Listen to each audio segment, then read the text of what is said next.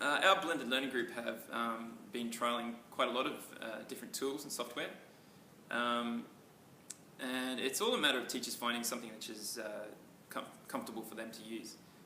There's a lot out there that can be used, and so you really do have to filter through it and find what you think would be easy for you to use, and also good for the students to learn from as well.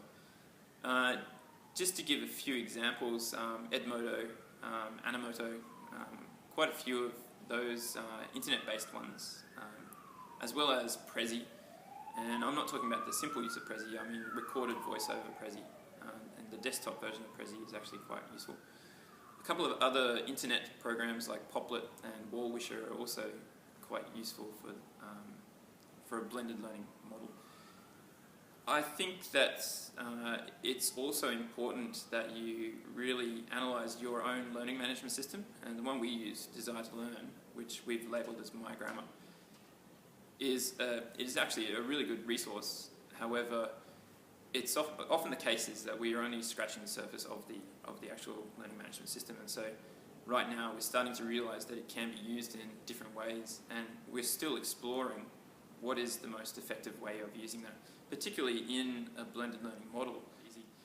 The next step is to see how to link it to any formative assessment, so linking any of the content, say YouTube clip, to a quiz, which is also embedded in, is part of the learning management system. So that's a really important point to make. So really critically analyse your own learning management system and see whether it is easy to use for the blended learning model, and it should be. There are some free versions online, for example Screenr, with limited space for you to use. However, the one that I'm most comfortable with is Camtasia Studio, and it seems to be a very popular one worldwide as well, with a lot of the universities and schools that are using the flipped model. The beauty is that it has a screen capturing aspect, which then links into the film editing.